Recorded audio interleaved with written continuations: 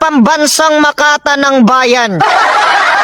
Ngayon magsasalita na naman ako para tanggalin ang kanilang katangahan. Ito ay para sa mga vlogger at sa kanilang supporters na bubo sa confidential funds.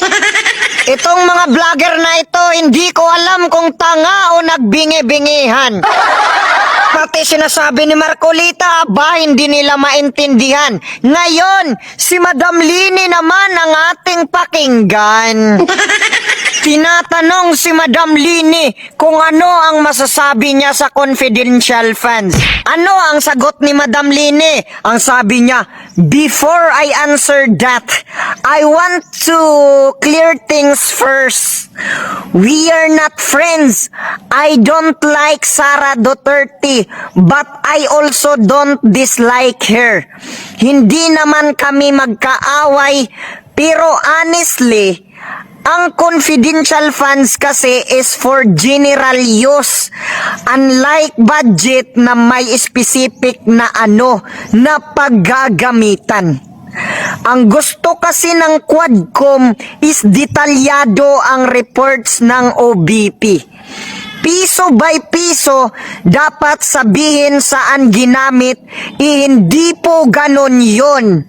Hindi pwede yung gusto nila, kasi confidential nga yun. O napahiya ba ang mga bangag loyalist? Ang liit ng utak nyo, kayo ang tunay na didilis. Nakabili lang kayo ng mic, sasabihin nyo agad na ako ay isang loyalist. Tapos babanatan nyo ang mga DDS. Kung ako sa inyo, buti pa kayo ay umalis para hindi na kayo ma-stress. O sa mga bangag loyalist, bakit kay Duterte kayo nagagalit? Dahil ba ang passport ay ginawang 10 years? At ang lisensya ginagawang 10 years? Free tuition sa mga colleges? Dublado ang sahod ng mga pulis? Pinagbayad ang mga oligarkes? Inayos ang Boracay at Manila base?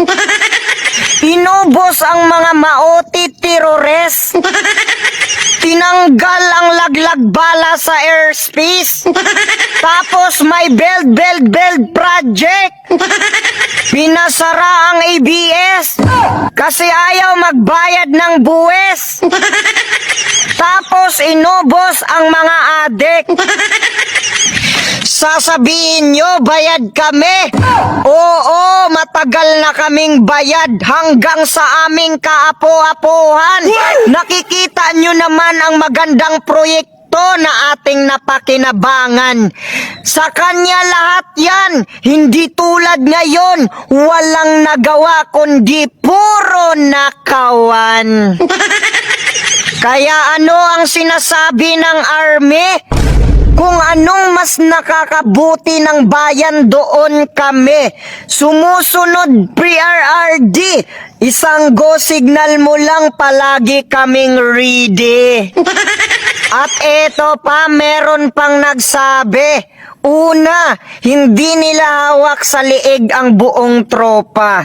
Pangalawa, mas alam ng enlisted kung ano ang gagawin namin. Pangatlo, nag-aantay kami kung sino ang may lakas ng loob na pangunahan kami. Pang-apat, taong bayan ang busing namin at hindi sa iisang tao. Pang-lima, marunong kaming tumanaw.